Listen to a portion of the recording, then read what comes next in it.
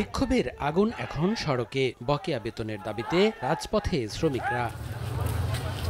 রোববার সকালে চন্দ্রা নবীনগর মহাসড়কের গাজীপুরের সারাবো এলাকায় বিক্ষোভে নামেন বেক্সিমকো ইন্ডাস্ট্রিয়াল পার্কের পোশাক কারখানার শ্রমিকরা। শিল্প পুলিশ জানায়, বেক্সিমকো ইন্ডাস্ট্রিয়াল পার্কে পোশাক ও সিরামিক কারখানায় ৪১,০০০ কর্মী রয়েছে। এর মধ্যে আরএমজি কারখানায় শ্রমিকেরা সপ্তাহখানেক ধরেই সড়ক অবরোধ করে গত মাসের বকেয়া বেতন পরিশোধের দাবি জানিয়ে আসছে। আন্দোলনের কারণে এ সময় মহাসড়কে বন্ধ হয়ে যায় যান চলাচল। ভোগান্তিতে পড়েন যাত্রী ও চালকরা। একের পর এক বেতনের জন্য তারিখ দিতেছে, কিন্তু আমাদের স্যালারি দিতেছে না ভাই। আমাদের পেট আছে ভাই। গেটের সামনে গেলে আমাদের গেটের থেকে তাড়িয়ে দেয়, ভিতর থেকে পুলিশ প্রশাসন ভিতরে রাখছে। আমাদের দাবি, আমাদের যতদিন পর্যন্ত তারা স্যালারি না দিবে আমরা রাজপথ ছাড়বো না। এদিকে সচিবালয়ে এক ব্রিফিংয়ে শ্রম সচিব জানিয়েছেন, প্রশাসক যদি বেক্সিমকোকে নিয়ন্ত্রণে নেয় তাহলে চলমান শ্রমিক অসন্তোষ নিরসন হবে। বেক্সিমকো প্রতি মাসে তাদের ৮২ কোটি টাকা তাদের শ্রমিকদের বেতন দিতে হবে টেক্সটাইলের জন্য।